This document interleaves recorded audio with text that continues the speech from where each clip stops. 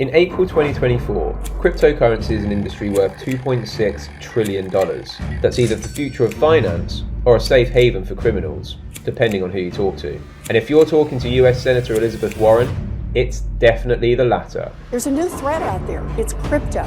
For years now, Warren has been raging against the blockchain as if it's the devil incarnate, from amassing her anti-crypto army to her recent accusations that digital assets help fund the terrorist organization Hamas. The Massachusetts senator has a serious vendetta. I am angry! But with Warren's ties to Sam Bankman-Fried and his family, as well as her latest truce with the big banks, is her venom for crypto really rooted in having the consumer's best interests at heart? Or are her motives far more sinister? That's what we're exploring today. Why does Elizabeth Warren hate crypto?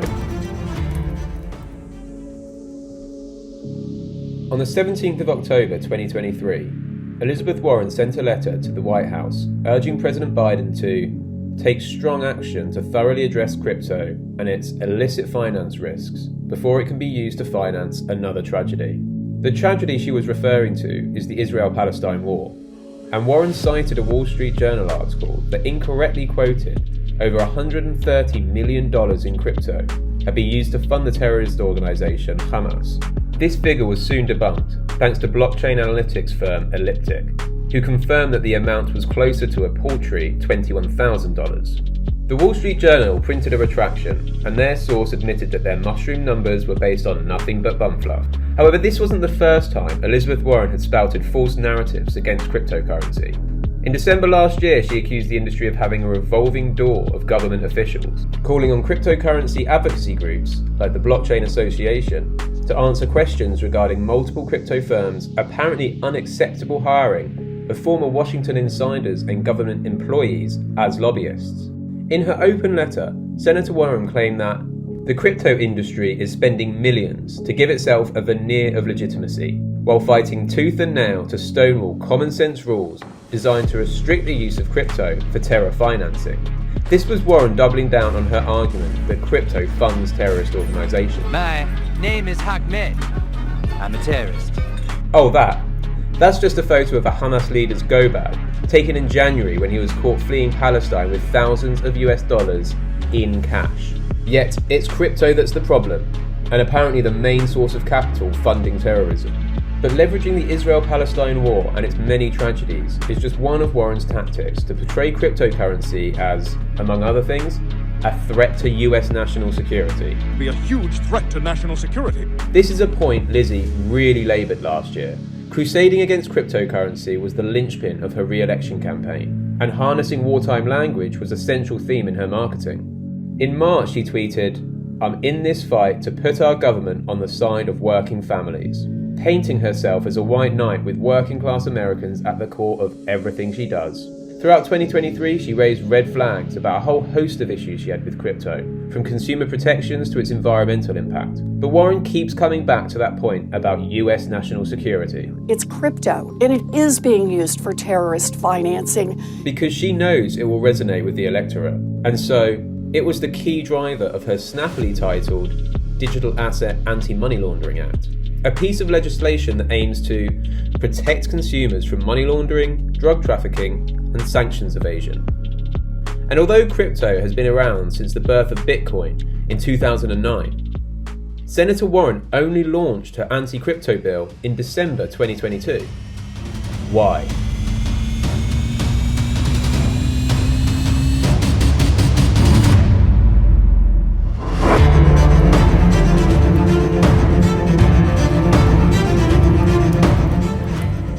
Overnight, FTX founder Sam Bankman-Fried arrested in the Bahamas. The arrest of FTX founder Sam Bankman-Fried. Sam Bankman-Fried arrested at the request of the U.S. government. In November 2022, Sam Bankman-Fried's cryptocurrency empire came crashing down when his exchange FTX imploded. It turns out SBF had been a very naughty boy. He's not the Messiah, he's a very naughty boy! Sam had commingled customer funds to the tune of over $8 billion.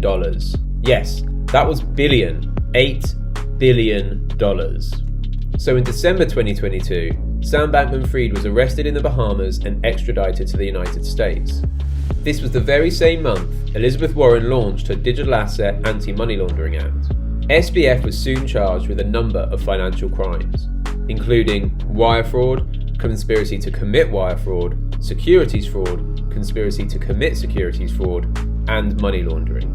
He was also accused of breaking campaign finance laws by making illegal contributions to both political parties, Very bad. the Democrats and the Republicans.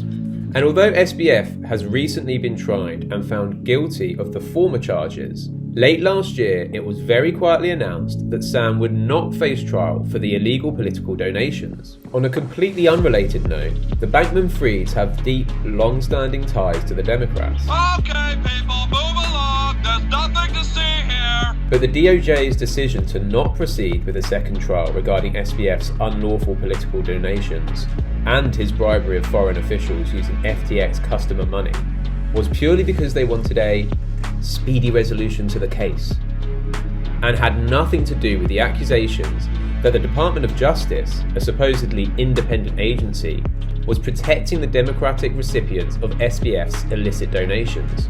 And Elizabeth Warren's anti-crypto bill, which came just 1 month after FTX collapsed, was in no way a knee-jerk reaction to the exchange's fall and the subsequent unravelling of Sam Bankman-Fried's fraud. Oh, and it was definitely not an attempt to distract us from the news that Sam Bankman-Fried had been one of the Democrats' top donors. And it was also, most certainly not, an effort to overcompensate for the fact that Elizabeth Warren's friend and fellow Democrat, Gary Gensler, met with SBF several times prior to FTX's implosion and still failed to prevent the huge amount of misappropriated customer funds. Which, as chairman of the Securities and Exchanges Commission, is kinda his main job. God, wow. Oh, I was So asleep. why did Elizabeth Warren never take Gary Gensler to task for this? She lambasts crypto at every opportunity, yet when Gaza is caught asleep at the wheel, she's quiet as a Massachusetts field mouse. Well, it's like lawyer Johnny Deaton points out. Gary Gensler wasn't meeting with Coinbase's Brian Armstrong, despite the CEO and founder repeatedly requesting FaceTime with the SEC. I mean, Coinbase is only the largest digital asset exchange in America and has been a publicly traded company since April 2021. But no siree, Gary Gensler only had time for Sam Bankman-Fried. Why? Because Sam was a Bankman-Fried.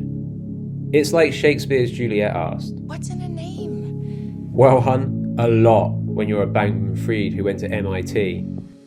What did Gary Gensler know? What type of relationship did he have with Mr. Bankman-Fried, who is, by the way, a huge Democratic contributor? Interesting also is some of the connections between FTX and MIT. Because not only was Gary Gensler a lecturer at that same world-leading university, teaching a course on none other than blockchain technology, but Gary Gensler's boss during this time was MIT's professor of economics, Glenn Ellison, father to Caroline Ellison.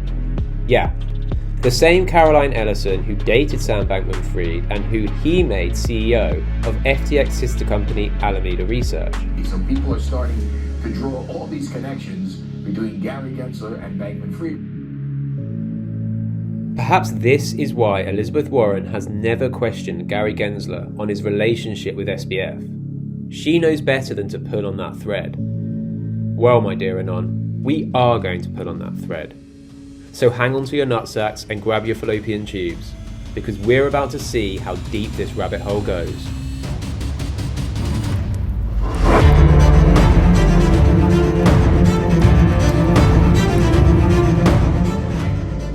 It's been reported that Sam Bankman-Fried donated upwards of $100 million to political candidates and PACs in 2021 and 2022, with at least $40 million going to the Democrats. Sam allegedly bought political sway with stolen FTX customer funds.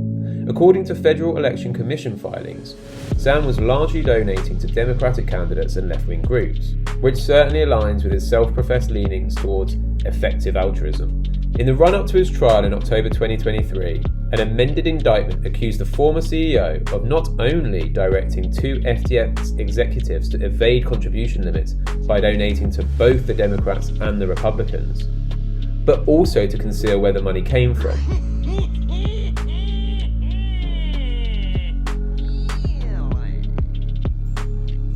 At the time, Sam Bankman-Fried's indictment did not name the two people US prosecutors said he used as the straw donors, but Federal Elections Commission data has since revealed that they were Ryan Salame and Nishad Singh. However, shaping US politics is a family affair, and the Bankman-Frieds have long been bedfellows with the Democrats.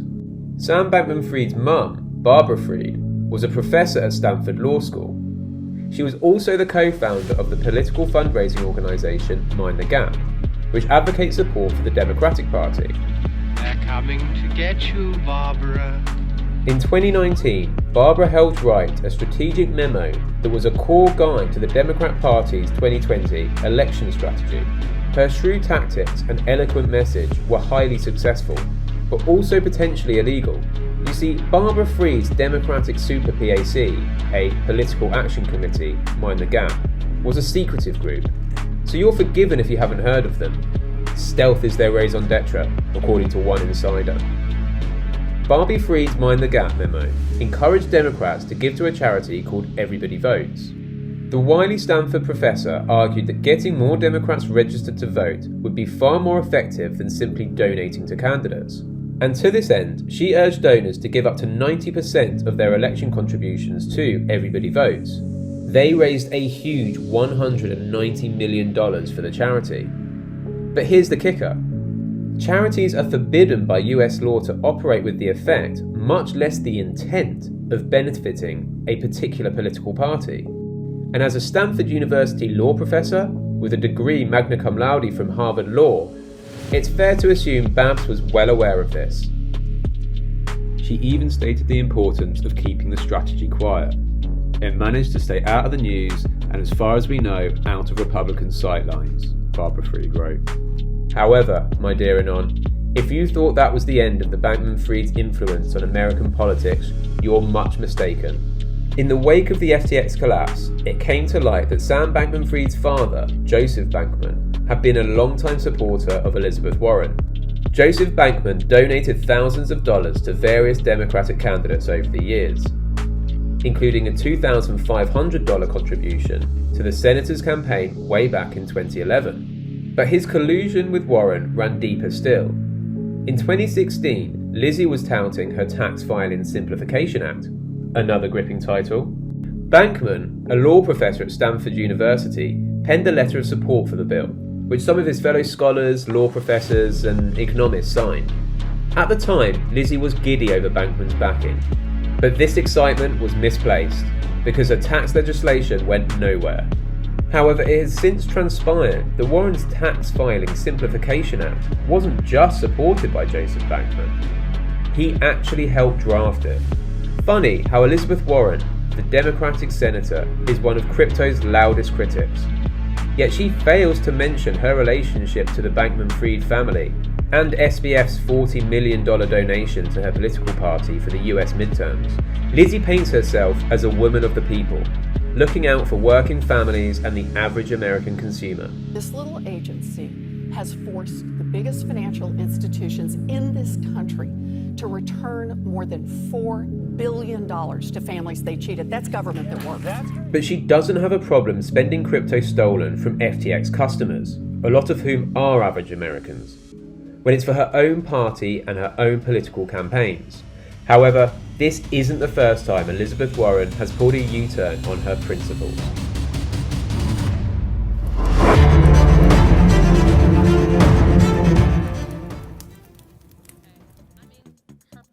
She likes big banks and she cannot lie. Yes, recently Elizabeth Warren has cozied up to Wall Street. However, it wasn't always like this. For years, Lizzie has apparently been on the side of the people, rallying against big banks and financial institutions in order to protect everyday American consumers. I am not usually holding hands with the CEOs of multi-billion-dollar banks, but this is a matter of national security. And despite still proclaiming this, in the last couple of years, Elizabeth Warren seems to have softened to Wall Street. I guess a 3% success rate on your 330 pieces of legislation will do that to you. So now, although she claims to be acting in the name of American consumers and national security, the real beneficiaries of her anti-crypto bill are big banks and the Federal Reserve. Traditional finance would profit hugely by limiting the competition posed by crypto firms. Bitcoin was the phoenix that rose from the ashes of the 2008 financial crisis, and as a result is a direct alternative to permissioned value transfer. It is peer-to-peer permissionless digital cash that removes the need for third parties such as banks. It is a deflationary store of value that challenges the dollar's role as the world's reserve currency. And it is open, transparent, and decentralized thanks to blockchain technology. But now, super mega politician Senator Warren is so hell-bent on stifling crypto innovation, she's got all warm and snuggly with the big banks. Unfortunately, one of her avid supporters and co-sponsors of the Digital Asset Anti-Money Laundering Bill, Senator Roger Marshall, let slip in December last year that their anti-crypto bill was written with the helping, and definitely not self-serving, hand of the American Bankers Association. So when Senator Warren presented that legislation to us, the first thing we did is we went to the American Bank Association and said, help us craft this. Mr. Diamond said basically, in his opinion, crypto is only a tool for criminals. That's about all I know about crypto. Of course some crypto is used in crime. Of course there are bad actors in the space who are unscrupulous. But crypto's use for nefarious purposes is hugely overstated by Senator Warren. But let's be very clear.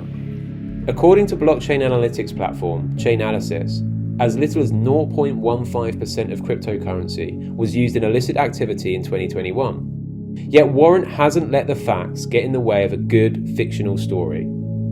In January 2024, Elizabeth Warren stated, last year, the Department of Justice indicted a Sinaloa cartel member who laundered nearly $900,000 in crypto. What she fails to mention is that in the years prior, the Sinaloa cartel laundered $881 million in fiat currency through HSBC. The Bank Secrecy Act, KYC and AML rules really help stop that illegal activity. And for anyone who's wondering, that's a fiat to crypto ratio of 1,000 to 1. Mr. Moynihan, you are the CEO of Bank of America, so let me ask you, if a terrorist group that wanted to attack the United States tried to move money through Bank of America accounts, do you have systems in place to identify that activity, to report it to law enforcement, and to shut it down? Yes, we do, Senator.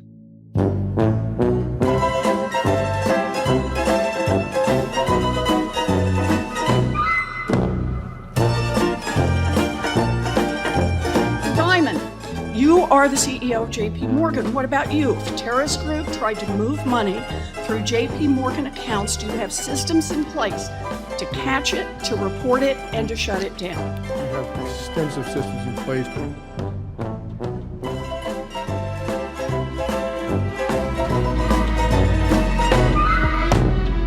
Riot Platform's Director of Public Policy, Sam Lyman, points out that Senator Warren's entire gambit depends on public ignorance. Cash remains the preferred currency of criminals, and when compared to crypto, it's not even close. Unfortunately, the hypocrisy and misinformation of Elizabeth Warren's anti-crypto campaign doesn't stop there. Her Digital Asset Anti-Money Laundering Bill has such a broad brush that it treats all crypto developers and wallet providers as criminals right from the offset. The most concerning section of the bill is the requirement that digital asset developers comply with Bank Secrecy Act responsibilities and know your customer requirements. As if exchanges don't already have robust AML, KYC, and KYB procedures. And it's not like cryptocurrencies are based on the blockchain, a publicly verifiable and immutable ledger. Oh wait, they are. But with Warren's bill and the Bank Secrecy Act, it effectively puts the burden of law enforcement on the shoulders of software developers. This is unfair, misguided, and incredibly short-sighted. It would be like taking Apple CEO Tim Cook to task because hackers used a MacBook for their latest illegal exploit.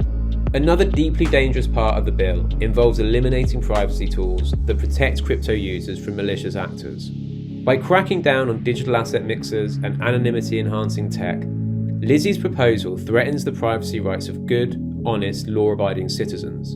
And lest we forget, privacy is a fundamental human right, at least in the West, not a privilege.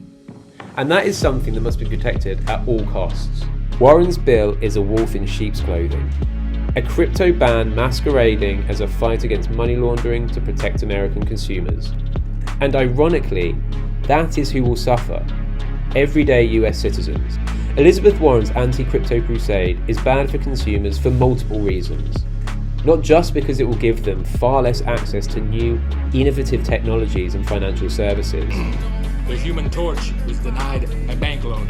As well as limiting their potential for exposure to the value inherent in the cryptocurrency market and the opportunities to grow their own personal wealth with a deflationary asset such as Bitcoin.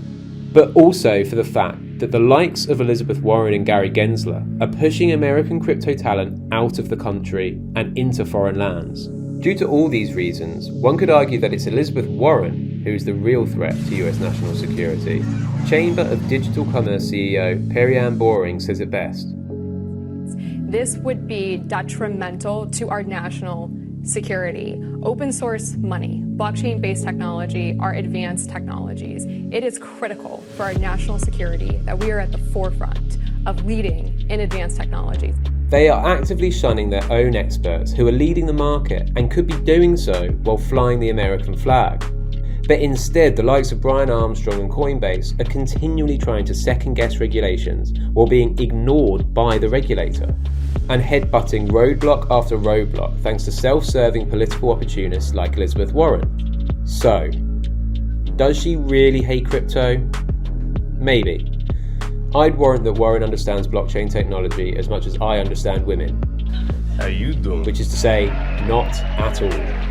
It's more likely the senator saw an opportunity to further her career and therefore made the hot button issue of crypto a tentpole of her re-election campaign. It's also possible that Elizabeth Warren is an unwitting or perhaps even witting player in a much larger game. Operation Choke Point 2 is reportedly the coordinated efforts by the US government to suffocate their domestic crypto ecosystem by debanking the industry and severing entrepreneurs from the capital necessary to keep their innovative businesses operational. Why would they do this? To make way for CBDCs, the dystopian central bank digital currencies that threaten our financial freedom more than ever before. But that, my dear Anon, is a story for another video. So like, comment, subscribe, and do all that juicy YouTube engagement stuff, and we'll see you in the next one.